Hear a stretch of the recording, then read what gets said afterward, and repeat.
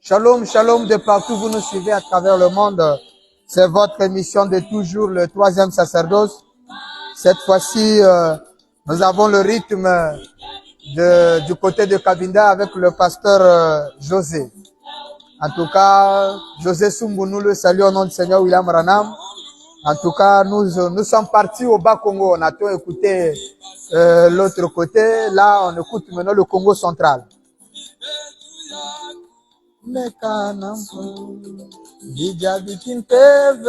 Connectez-vous, connectez-vous, partagez la vidéo. Partagez l'émission, c'est le nom nouveau de Jésus. Nous allons étudier aujourd'hui. Mwelani babo mutangu yifweni ya ubivana luzingu mumwela. La nourriture spirituelle au temps convenable, c'est ça qui donne la vie. Ouais, ouais.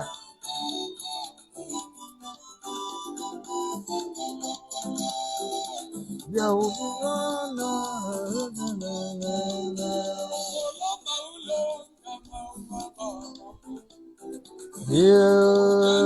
Bao wazinga mumboti yeto yaku metana o bijabi kimpeve mutangu yifweni yau bivana ngaluzingu mumwela bijabi kimpeve mutangu yifweni yau bivana luzingu mumwele. Alléluia. Ouais.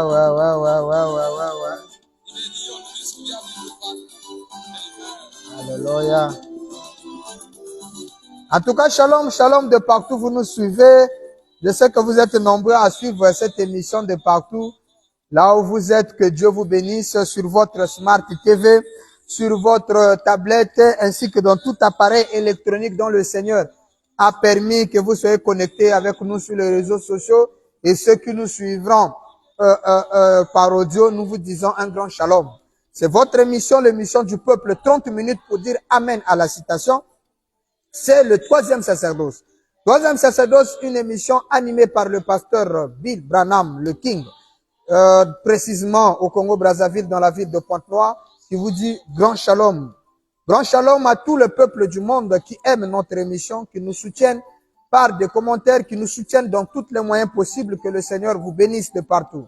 Alors, nous sommes là pour dire la vérité et rien que la vérité. Parce qu'il est écrit, lorsque le peuple connaîtra la vérité, cette vérité leur rendra libre. Cette vérité leur éclairera. Cette vérité leur guidera. Alors, nous sommes depuis le mardi passé, nous nous sommes arrêtés sur la révélation de cet honneur. Pourquoi? Parce que William Branham, dans le premier saut au paragraphe 283 et 284, en parlant du nom nouveau, William Branham donne une forte déclaration en disant ceci. Et je crois que nous l'avons déjà lu, mais nous sommes obligés d'y revenir pour nos amis, ceux qui n'ont pas eu le temps de nous suivre. Dans le premier saut, nous sommes le 18 mars 1963, paragraphe 283 et 284. C'est là où est le problème. Et nous rappelons que nous sommes en train de développer un verset biblique plusieurs versets bibliques, j'aimerais dire, excusez. Nous parlons de Apocalypse 3, verset 11 à 12. Nous parlons de Philippiens 2, le verset 8e. Et nous parlons de Apocalypse 2, 17. Nous parlons aussi de Hébreux chapitre 1er. Donc, nous sommes en train de développer beaucoup de passages relatifs au nom nouveau qui nous montrent que Dieu change de nom dans les différentes dispensations. Dernièrement, nous avons eu une question d'un frère qui nous a dit, mais pasteur, Branham dit la dernière fois qu'il a changé de nom, c'est lorsque Dieu fut fait chair. Et je lui ai juste posé une question, jusqu'à présent, il ne m'a pas encore répondu. Je lui ai dit, la dernière fois qu'on s'était vu avec toi, c'était quand? Or, si vous pouvez comprendre l'expression sur la dernière fois, vous allez comprendre que la dernière fois n'est pas dire on va plus se voir.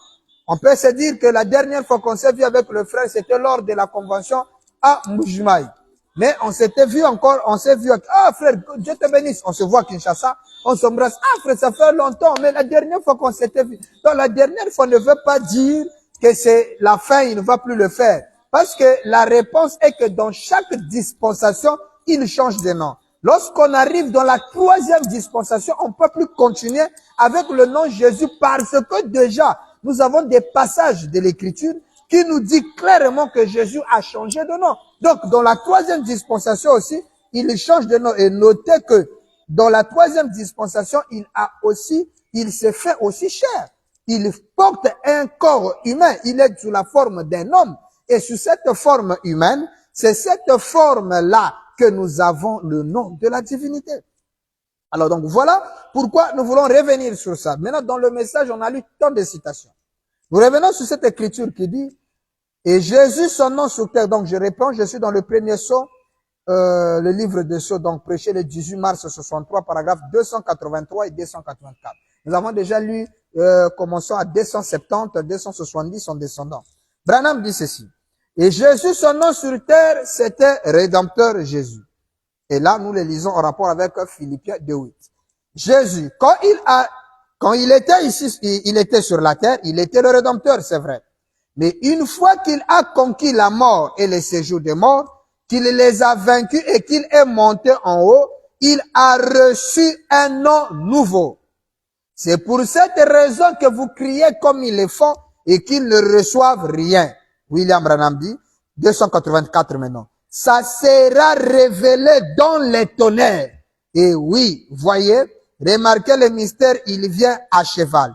Il faut qu'il y ait quelque chose qui change cette église. Vous le savez, il faut qu'il y ait quelque chose. Remarquez, personne ne le connaissait si ce n'est lui-même. Remarquez là, personne ne le connaissait si ce n'est lui-même. Or, lorsque nous remontons un peu le paragraphe d'en haut, dans le paragraphe 270, William Branham est en train de nous faire comprendre qu'il a une révélation propre à lui là-dessus. Et c'est lorsque l'Église lui pose la question, lui demande de nous dire, vas-y, allez-y. Il commence d'abord à nous montrer que le nom Jéhovah n'est pas exact. Il est descendu jusqu'à nous montrer comment est-ce que le changement de nom s'était opéré d'Abraham jusqu'à Pierre et consort. Et au 283, il vient nous introduire que même Jésus a changé de nom. Quand il était sur la terre, il était le Rédempteur, c'est vrai. Mais lorsque Jésus monte au ciel, il change de nom. Ce qui est relatif à Philippiens 2:8, Apocalypse 3, verset 12. Et nous allons dans la condamnation par représentation, je crois, le paragraphe 130. Où William Branham dit que son nom était Jésus-Christ quand il était sur la terre. Mais lorsqu'il monte dans la gloire, il nous a dit ici qu'il a changé de nom. Alors, William Branham ne nous a pas dit que le nom là c'est Malonga, Franck ou je sais pas qui, mais il nous donne l'indice pour découvrir le nom. Et cet indice c'est quoi? Il dit ça sera révélé dans les tonnerres. Donc lorsque nous avons la révélation de cette tonnerre, nous devons connaître ce qu'est le nom. Or, dans les Saintes Écritures, la révélation des tonnerres, il nous est parlé de cela précisément dans Apocalypse chapitre 4e. Dans Apocalypse, prenons ça, ça va nous aider. Apocalypse chapitre 10, je vous l'ai dit, le verset 4. Si nous commençons au verset 3e, il est dit, il cria d'une voix forte comme rugit un lion. Et quand il cria, les 7 tonnerres firent entendre leur voix. Et quand les 7 tonnerres firent entendre leur voix, j'allais écrire. Et j'ai entendu du ciel une voix qui disait, seul ce qu'ont dit les 7 tonnerres. Alors, il y a un détail. Vous allez remarquer que lorsque nous venons de lire le paragraphe 284, William Branham, prenant le nom nouveau qui sera révélé dans le tonnerre, il dit, personne ne le connaît. Donc, c'est un secret absolu inconnu de personne. Et sur ce, Apocalypse chapitre 10 nous parle aussi des 7 tonnerres, mais que lorsque les tonnerres ont tonné, on a dit à Jean de ne pas écrire. Donc, Jean était prêt à écrire. Mais on lui dit, n'écris pas ce qu'ont dit les 7 tonnerres. Cache-les. Ne l'écris pas. Et c'est au 7e verset qu'on nous fait comprendre, mais qu'au jour de la voix du 7e ange, lorsqu'il sonnera de la trompette, le mystère de Dieu s'accomplira. Donc, on en sous-entend qu'on attend le 7e ange. Et lorsqu'il sonne de la trompette, ça dit que ça, ce n'est plus dans la Bible. C'est sa trompette à lui. C'est la voix du 7e ange qui nous révèle ce qu'ont dit les sept tonnerres. Et ça n'y est pas dans la Bible. Parce que Jean, on l'a dit, ne l'écrit pas. Et ça nous rappelle le livre de Daniel. Lorsque Daniel aussi a écouté les voix, Daniel voulait écrire, on a dit à Daniel ne l'écrit pas. Et Branham va rendre ça plus clair dans la brochure Apocalypse, livre de symboles. Apocalypse, livre de symboles. Nous sommes le 17 juin 1956. Le paragraphe 64 jusqu'au paragraphe 65. William Branham dit ceci. Ainsi, rappelez-vous, l'ange avait parlé à Daniel. Daniel a entendu 7 tonnerres. Ils firent entendre leur voix. Daniel s'est saisi de sa plume et commença à écrire. Et l'ange lui dit, ne l'écris pas. Branham dit, Amen. Êtes-vous prêts? Paragraphe 65. Branham dit, entrons dans ceci pendant 5 prochaines minutes. Le voulez-vous? Écoutez. 66. Ne l'écris pas. Maintenant, William Branham dit, j'en vis la même chose. Et cela avait déjà été écrit à l'extérieur de la Bible. Et il y avait 7 sceaux sur le dos du livre. Et personne ne pouvait ouvrir ces sceaux. C'était ses voix. Voici la Bible écrite, laquelle était mystère elle-même. Mais sur le dos de la Bible, les révélations étaient montrées à Daniel. Disons qu'il y a 7 voix qui devaient se faire entendre et que personne ne pouvait ouvrir. Personne ne savait ce que c'était. Branham dit. Mais la Bible dit, et ce fut dû à Daniel et à Jean, que dans les derniers jours, ces 7 voix sera connue par la véritable, virgule, la vraie église. Donc, la vraie église au dernier jour doit connaître la voix. C'est pourquoi vous allez voir que beaucoup de tendances doctrinales acceptent que les 7 tonnerres ou admettent que les 7 tonnerres ne sont pas révélés. Pourquoi ils le refusent? Ce n'est pas en vain. Parce que déjà, si vous croyez que les 7 tonnerres sont révélés d'Apocalypse, ça signifie que vous avez la connaissance du nom nouveau. Comme on vient de lire l'Apocalypse 3. Et aussi, il est dit dans l'âge de l'église d'Éphèse, au paragraphe 39, William Branham nous fait comprendre que lorsque les 7 tonnerres seront révélés, écoutez ça ce qu'il dit, l'âge de l'église d'Éphèse, nous sommes le 5 décembre 1960, un sermon de William Branham.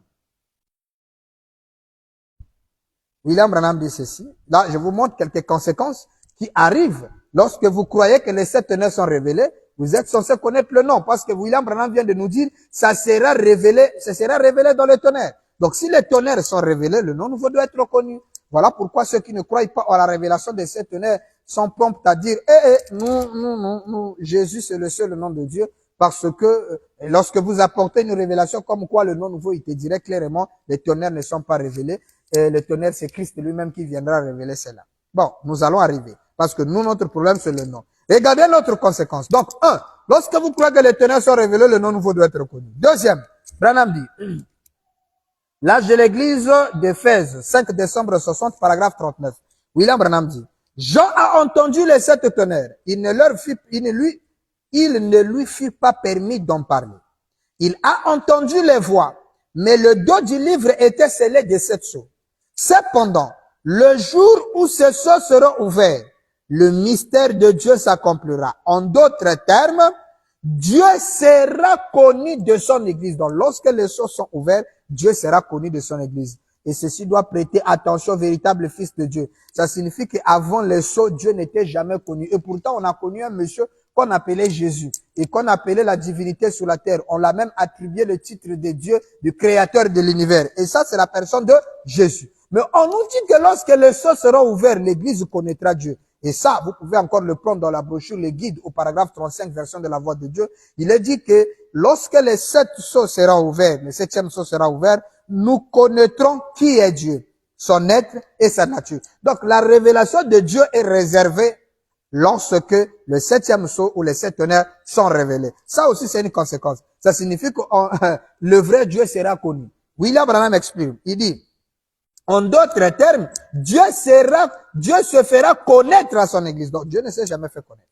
Ce qu'on a connu comme Dieu, Jésus, n'était qu'une forme de la divinité. Branham continue. Il dit, non pas sous 3 formes, sous forme de 3 personnes, mais d'une seule personne. Le mystère de Dieu s'accomplira. Et lorsque cela sera complètement révélé, lorsque le septième sceau, ce sceau sera complètement révélé, alors les 7 mystères s'ouvriront à l'Église. Parce qu'alors, l'Église vivra sous l'inspiration du Saint-Esprit, se mouvant au-dessus d'elle, montrant par les signes qu'il est vivant au milieu de nous. Et alors, nous adorerons le Christ qui est vivant au milieu de nous. Lorsque les 7 tonnerres s'accomplissent, lorsque la révélation des sceaux est donnée, parce que Branham met toujours le diapason ou le rapport entre le 7e sceau et les 7 tonnerres. Bien que les 7,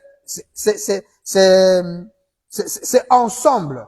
C'est là où nous allons voir la question qui a été posée à Frère Branham lorsque la question dont nous nous sommes arrêtés dernièrement, nous allons arriver. Est-ce que les 7 tonnerres ont été révélés dans le 7e sceau? Oui, le 7e sceau ne peut pas être ouvert si les tonnerres ne sont pas ouverts. Lorsque le 7e sceau est ouvert, ça signifie que le tonnerre est révélé. Parce que c'est le 7e sceau ramène Christ sur la terre, bien sûr. Mais lorsque Christ revient, il descend, selon Apocalypse 10, les 7 tonnerres doivent faire entendre leur voix. Et n'oubliez pas que lorsque Christ descend, l'ange puissant, William Branham dit, nous avons lu ça dernièrement dans la brèche entre les 7 sceaux et les 7 âges, je crois que le paragraphe 45, William Branham dit que lorsque l'ange puissant descend, il dit le 7e ange est sur la terre au moment de cette venue. Voilà pourquoi nous croyons que les 7 tonnerres sont révélés parce que lorsque Christ descend, le 7e messager est sur la terre et il y a ce qu'on appelle incarnation.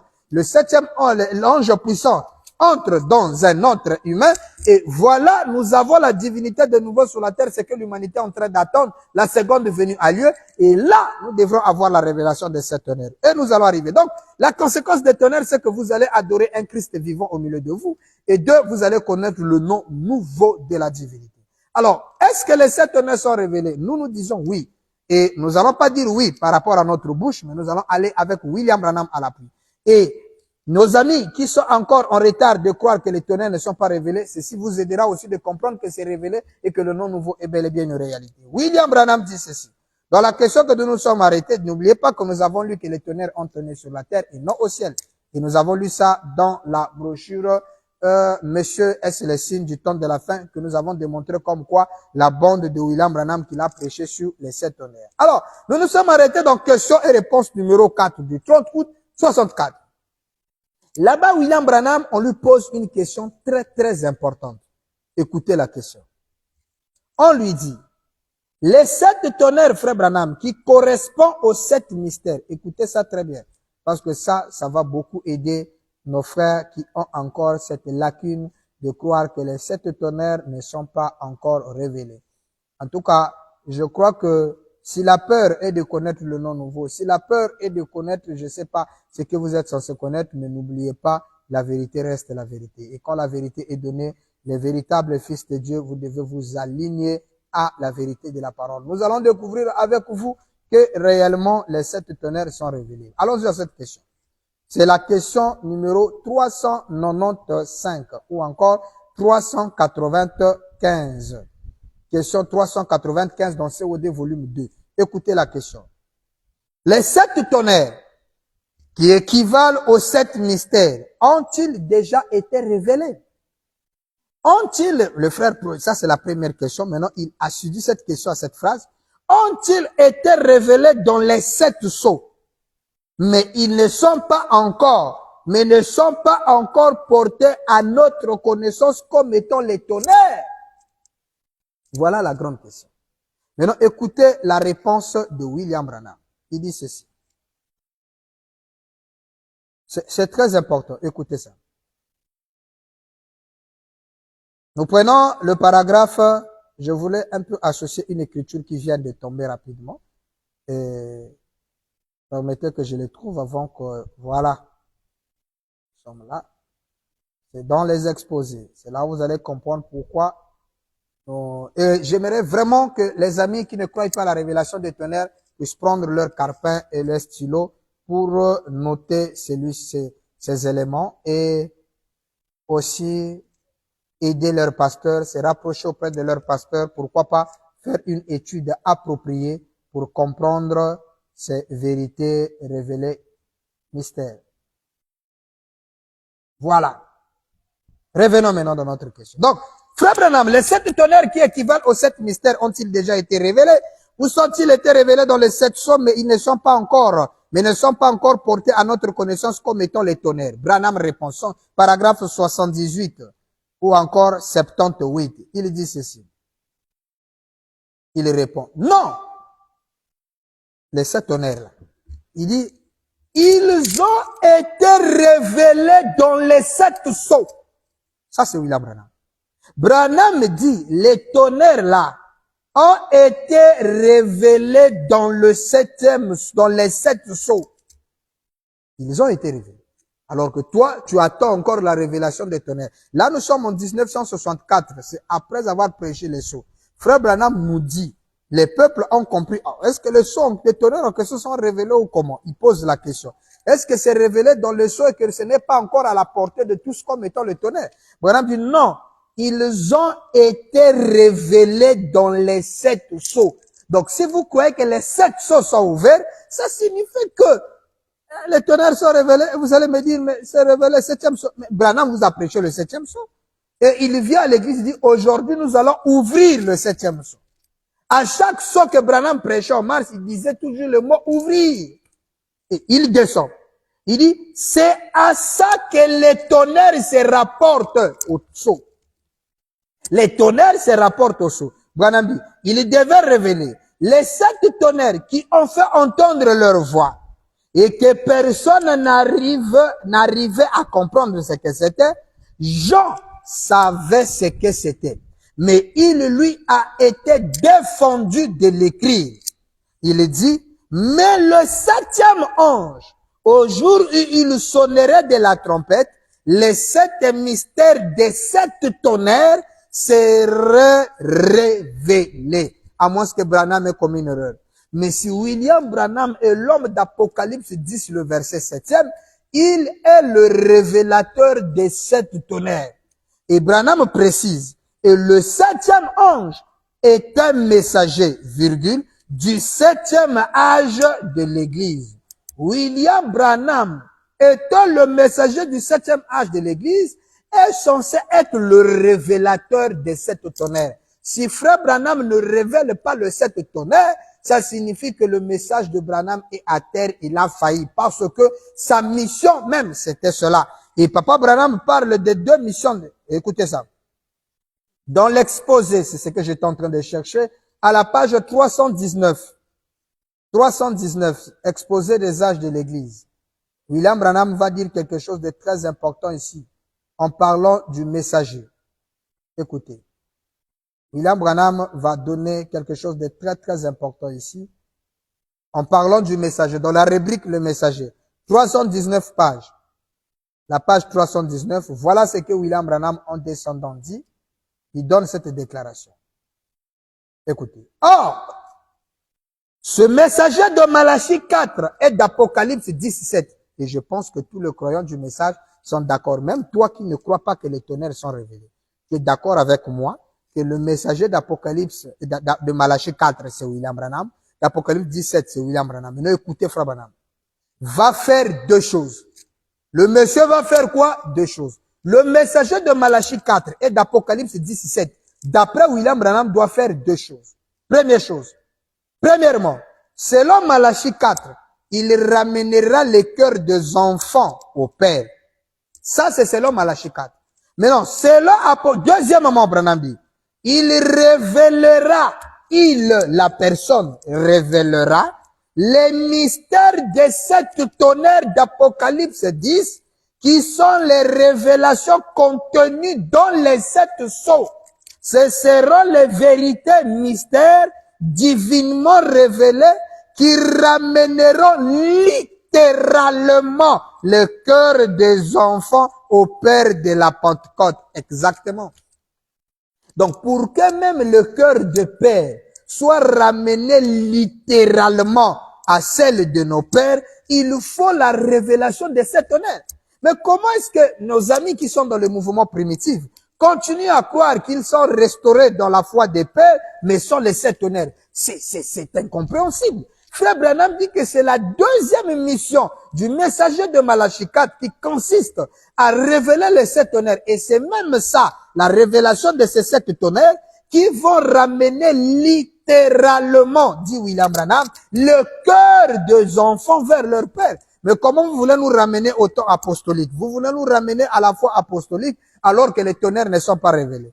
C'est pourquoi lorsque les tonnerres sont révélés, nous les enfants, nous allons vers la foi de nos pères. Et nous sommes ramenés, nos cœurs sont ramenés littéralement à la foi de nos pères. Pourquoi? Parce que nos pères, les apôtres à la Pentecôte, ils ont prié, baptisé au nom de leurs frères juifs qui étaient avec eux. Leur Messie, discerneur de pensée, était devenu l'adorable et son nom était valable. Et cette même foi-là, c'est celle-là que nous, les enfants, nous obtenons.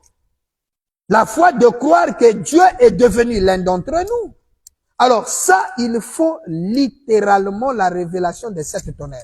Alors, si Frère Branham n'a pas révélé les 7 tonnerres, ça signifie que le monde est dans le chaos, le taoubou. Chaos total, le monde du message. Le message est à terre, parce que la foi des pères ne sont pas encore ramenées. Et là, il nous faudra attendre un autre gars qui viendra accomplir cette écriture. Et celui qui l'accomplira, notez que c'est l'homme de Malachie 4.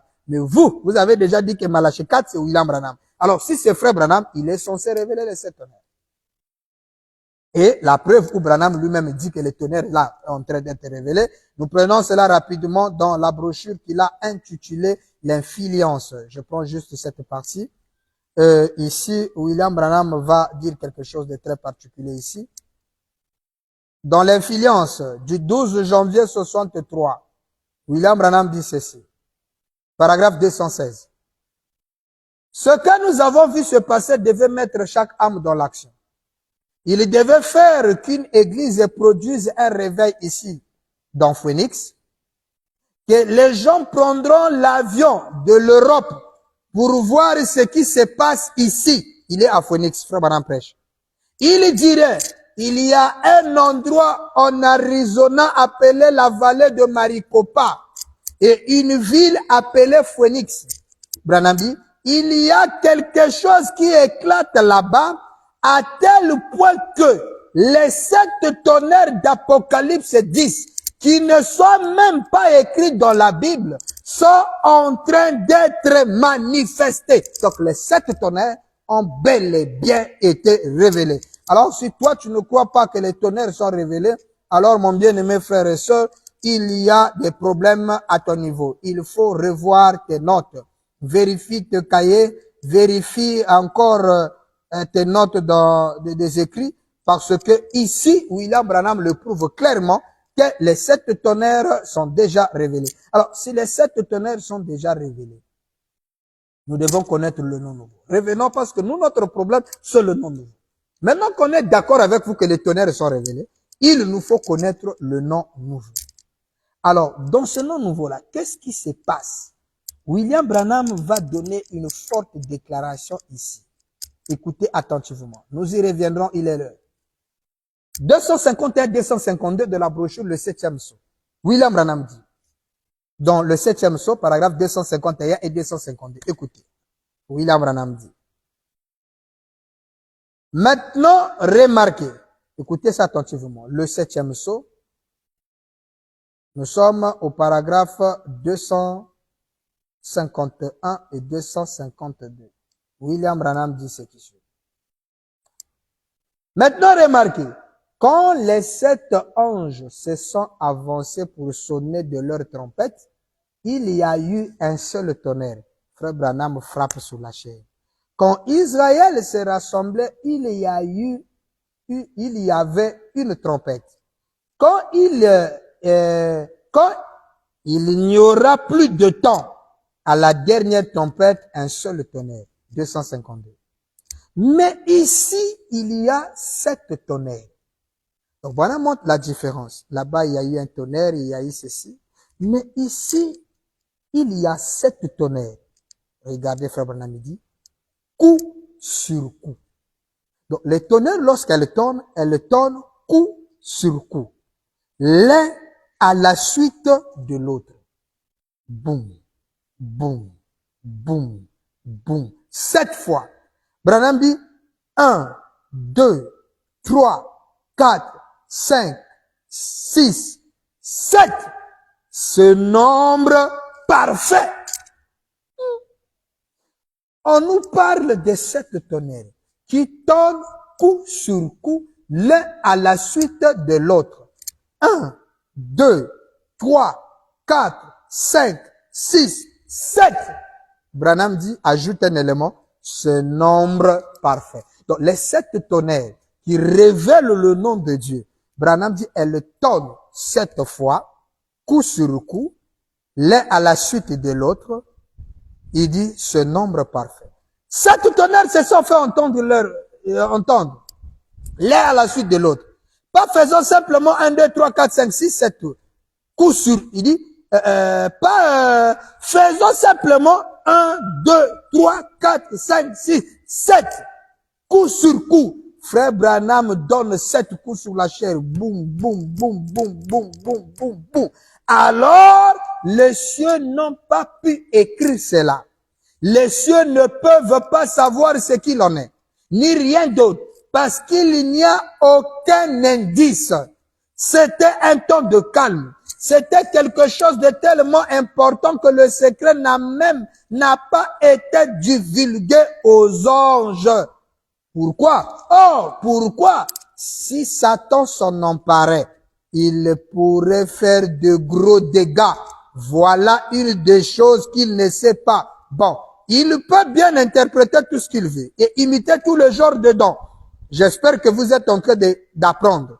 Mais il ne peut pas savoir ceci. C'est même pas écrit dans la parole. C'est un secret complet. Les 7 tonnerres, la révélation des 7 tonnerres est un secret complet qui n'est pas écrit. Or, le nom nouveau, on a dit, personne ne le connaît. Et Branham dit, le nom nouveau de Jésus sera révélé dans les tonnerres. Et lorsque les tonnerres sont en train de tonner, c'est l'un à la suite de l'autre, 1, 2, 3 jusqu'à 7, coup sur coup, l'une à la suite de l'autre. Mais Branham attire notre attention, 7 le nombre parfait. Nous allons y revenir le mardi prochain pour continuer sur cette équivoque.